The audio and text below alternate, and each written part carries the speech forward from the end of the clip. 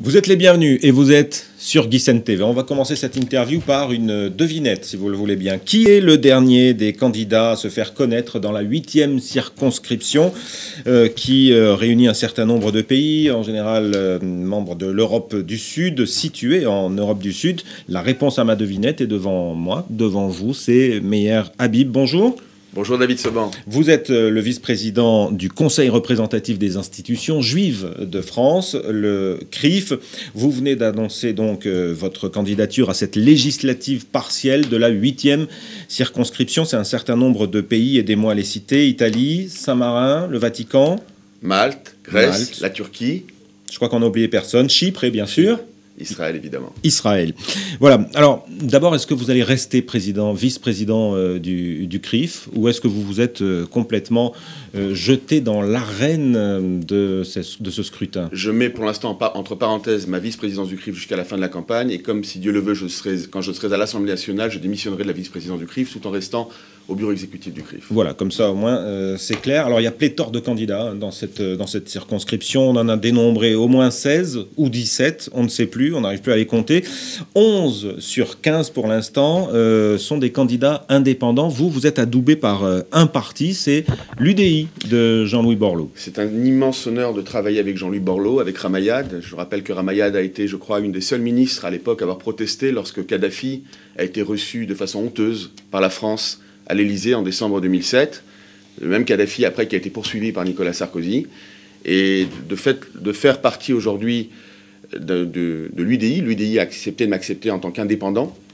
Il y a une communauté de valeurs au niveau philosophique, au niveau humaniste, au niveau écologique, la vraie écologie, pas comme la pastèque, l'écologie qui est rouge à l'intérieur et verte à l'extérieur, pour défendre des vraies valeurs écologiques, pour défendre une théorie économique qui soit à la fois une théorie responsable, mais une théorie efficace, parce que la France est dans d'énormes difficultés actuellement au niveau économique, comme l'ensemble de l'Europe. Il y a des questions à ces réponses, et je pense que, à titre personnel, le centre est sur l'échiquier politique un endroit qui me plaît beaucoup. Loin des extrêmes. Loin des extrêmes, c'est bien de le préciser, loin de l'extrême droite, évidemment, et loin de l'extrême gauche, qui est aujourd'hui un des pires ennemis d'Israël. Ce sont les vrais antisionistes, des gens qui masquent leur antisémitisme par de l'antisionisme, qui sont plus enclins à s'indigner de l'importation de pamplemousse israélien en France, que lorsque, comme actuellement en Syrie, on en est à près de 100 000 morts dans l'indifférence la plus totale. Où sont les grands indignés de la République ? Où sont-ils? Ou pourquoi ne sont pas-ils sortis dans la rue pour protester? Excusez-moi de vous couper. Je vous rappelle, David Seban, lorsque, à l'époque, l'armée d'Israël, et nous, Français, nous étions évidemment très sensibles, parce que très proches d'Israël, avaient été agressés par des bateaux qui voulaient rentrer. Et lorsque 10 nervis de choc turcs ont été tués, la France a arrêté de respirer. Et là, on en est à 100 000 morts aujourd'hui en Syrie, dans l'indifférence la plus quasi totale. Un mot encore sur l'UDI, qui a fait un bout de chemin politique récemment avec l'UMP. Vous n'avez pas été tenté par frapper à la porte du parti de Nicolas Sarkozy? À aucun moment. Copé? À aucun moment. À aucun moment. Je suis quelqu'un qui, au niveau philosophique, est plus proche du centre. Je suis quelqu'un qui est un humaniste. Et je considère que je suis en plus indépendant. Et je considère aujourd'hui que le fait d'être aujourd'hui faire partie de cette équipe, qui est une équipe de gens jeunes, qui a beaucoup de succès actuellement au niveau de ses adhésions, fera en sorte que nous pourrons faire avancer la France. Bien, alors je vais vous citer maintenant et on aborde directement votre programme.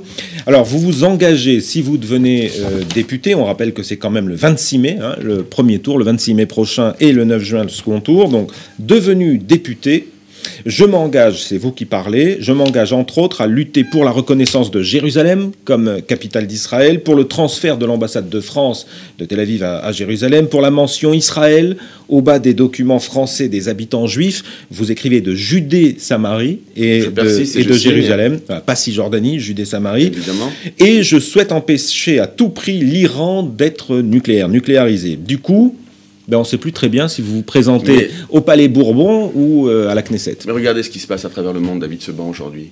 Regardez ce qui s'est passé en Égypte. Regardez ce qui s'est passé en Syrie. Regardez ce qui se passe en Tunisie. Regardez aujourd'hui le cancer de l'islam radical qui arrive et qui est en train de venir en Europe, qui frappe aux États-Unis. C'est pas une question des habitants d'Israël, c'est la question de l'ensemble de la communauté internationale en Europe, aux États-Unis et dans le monde. L'Iran est un danger, évidemment, pas seulement pour Israël. Si l'Iran demain devait avoir l'arme nucléaire, ce ne serait pas seulement Israël qui serait menacé. Elle est en première ligne, évidemment. Mais ce serait évidemment l'Europe, la France, parce que c'est une question de culture. Les fondamentalismes islamistes veulent éradiquer la culture judéo-chrétienne. C'est ça leur but ultime et leur but suprême. Mais c'est le rôle d'un député à Paris de défendre tous ces sujets-là. C'est pas plutôt le problème des Israéliens. Ah non, ben justement, vous vous trompez, David Seban. C'est un problème de la communauté internationale. Les attentats du 11 septembre, les attentats à Paris, le fait que des enfants juifs ont été tués cette année à Toulouse parce qu'ils étaient juifs, c'est des questions qui sont importantes pour toute la communauté nationale en France. Bon, je suis Quant à Jérusalem, si vous me permettez, j'ai été très déçu de la déclaration du président de la République qui a déclaré à la Knesset, qui est un ami personnel, qui est un ami d'Israël, mais il a déclaré que Jérusalem, capitale de deux États. De quel président parlez-vous? Je parle du président Sarkozy. De l'ancien, hein? L'ancien, on garde sa fonction de président pour absolument. Et je veux dire ce que je lui ai dit le lendemain, lors d'un petit déjeuner commun avec le premier ministre Benjamin Netanyahu, qui est à l'époque chef de l'opposition. J'ai dit au président de la République que la première partie de son discours m'avait beaucoup ému. Mais la seconde, j'avais considéré que le peuple juif avait reçu, et j'ai dit le peuple juif dans son ensemble, pas seulement les Israéliens, avait reçu un couteau en plein cœur. Jérusalem doit rester la capitale du peuple juif parce que c'est le cas depuis 2000 ans, depuis 3000 ans, depuis 2000 ans où le peuple juif est en exil. Et je crois que la communauté des valeurs entre le monde chrétien, entre le monde juif, sait que Jérusalem est la capitale du peuple juif et c'est fondamental pour nous. Alors, je poursuis sur votre profession de foi parce que vous allez aussi au fond des sujets qui préoccupent en général les Français de l'étranger, pas seulement en Israël. Alors, vous engagez à défendre les droits sociaux des Français d'Israël et de l'Europe du Sud. Et hop, ça vous reprend à lutter contre la désinformation en France pour l'application de la loi anti-boycott des produits israéliens, vous en avez parlé tout à l'heure, et puis en faveur d'une écologie responsable. Ça, c'est l'UDI qui vous a obligé à coucher ça sur le papier? Moi, je suis, à titre personnel, quelqu'un d'écologie, mais comme je vous ai expliqué, l'écologie, c'est censé ne pas avoir de couleur politique. Le développement durable, le fait aujourd'hui, les nouvelles technologies, et Israël est en pointe, le monde ne le sait pas. Aujourd'hui, l'État d'Israël est en pointe de toutes ces questions. Je suis un diplômé du Technion. J'ai fait mes études d'ingénieur à Haïfa, dans le nord d'Israël, où mon fils aujourd'hui est rentré. On a un peu après 30 ans, il fait les mêmes études que moi dans la même faculté à Haïfa, au Technion. Et Israël est en pointe sur toutes ces questions. Mais alors, aux expatriés qui vous regardent, aux retraités qui vous regardent, vous savez que c'est surtout eux qui vont voter, les retraités. Comment vous pouvez leur expliquer, les convaincre que vous avez aussi compris leurs problèmes au jour le jour, au quotidien? C'est très important ce que vous dites, David Seban. Les retraités en Israël ont des devoirs.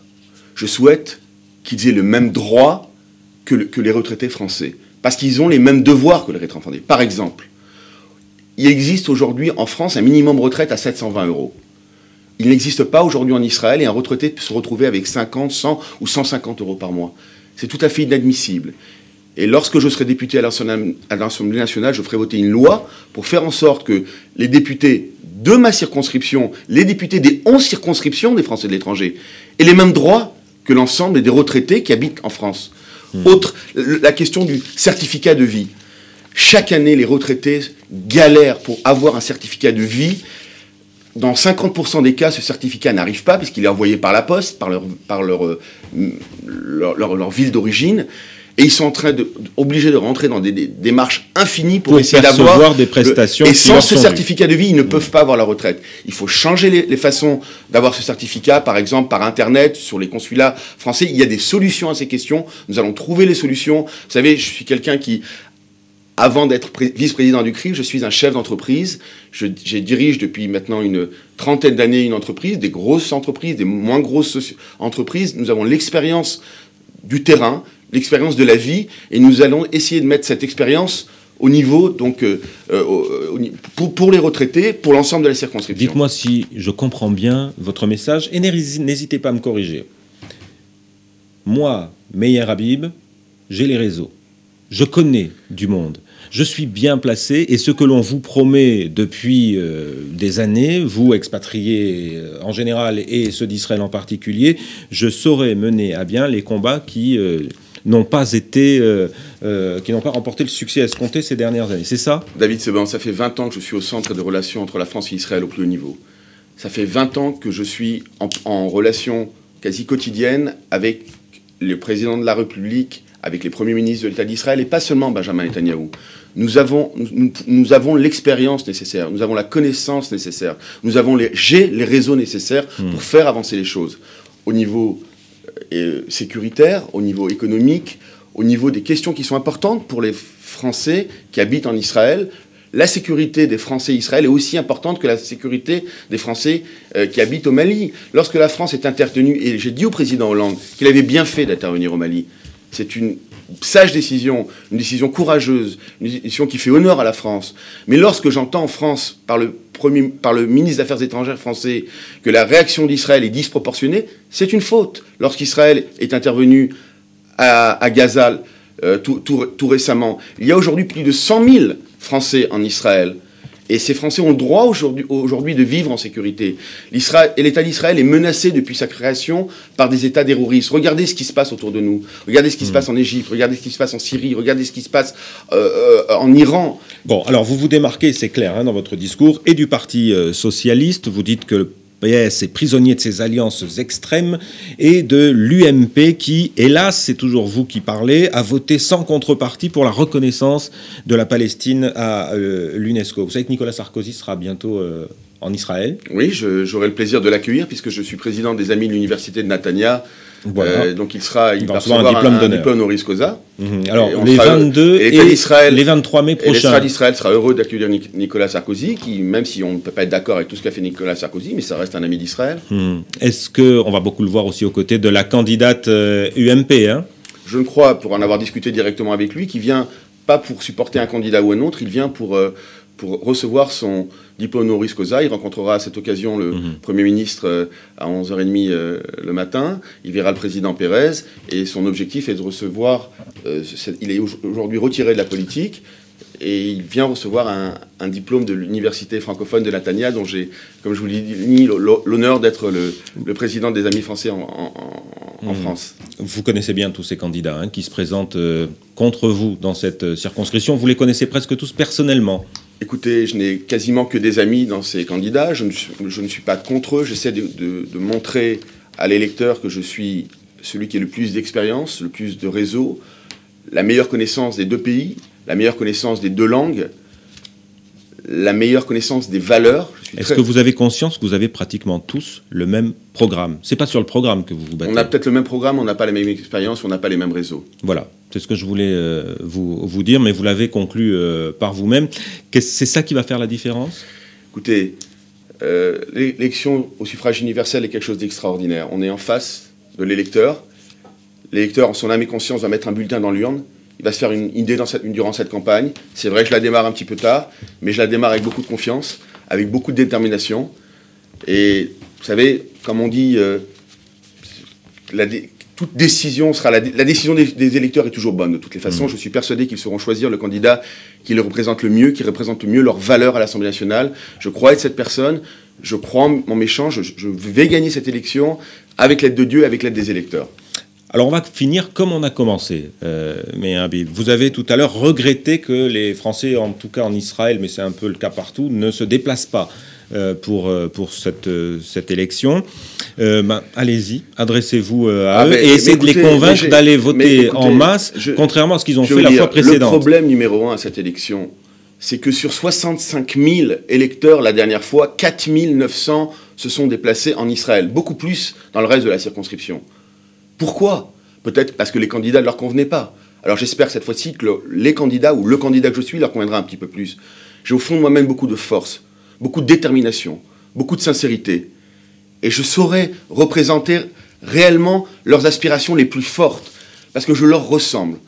Parce que je vis entre la France et Israël depuis toute ma vie, puisque je suis binational, j'ai fait mes études ici, l'ensemble de ma famille habite ici, et j'ai par ailleurs, comme je vous l'ai dit, une immense expérience et un immense réseau de connaissances en France. Et je crois aujourd'hui que je veux rapprocher ces cultures. J'aime la France, j'aime Israël, et j'aime l'homme de façon générale. Alors, on n'a pas dit un mot de votre suppléant, c'est le moment ou jamais. Éric Véron, lui, habite en Italie et c'est un autre déçu du sarkozysme. Éric Véron est un garçon de grand talent, un entrepreneur de très haut niveau, qui faisait partie du premier cercle des amis Nicolas Sarkozy, il était délégué UMP, et il a décidé, comme beaucoup de gens, de rejoindre l'UDI aujourd'hui, parce que c'est un parti de centre, un parti qui est plus modéré, plus en phase avec les nouvelles progressions. Les gens sont un petit peu marre de la politique, de l'ancienne politique, politicienne droite-gauche, et je crois que c'est un immense honneur de l'avoir comme suppléant. Nous faisons un travail remarquable en Italie sur le reste de la circonscription, et j'espère que, comme je vous l'ai dit, si Dieu le veut, nous fêterons ensemble la victoire dans quelques semaines. Dans quelques semaines, c'est les 26 mai pour le premier tour et 9 juin pour le second tour, le scrutin de la 8e circonscription dont vous êtes candidat. Merci. Merci à vous, David Seban. Merci à vous.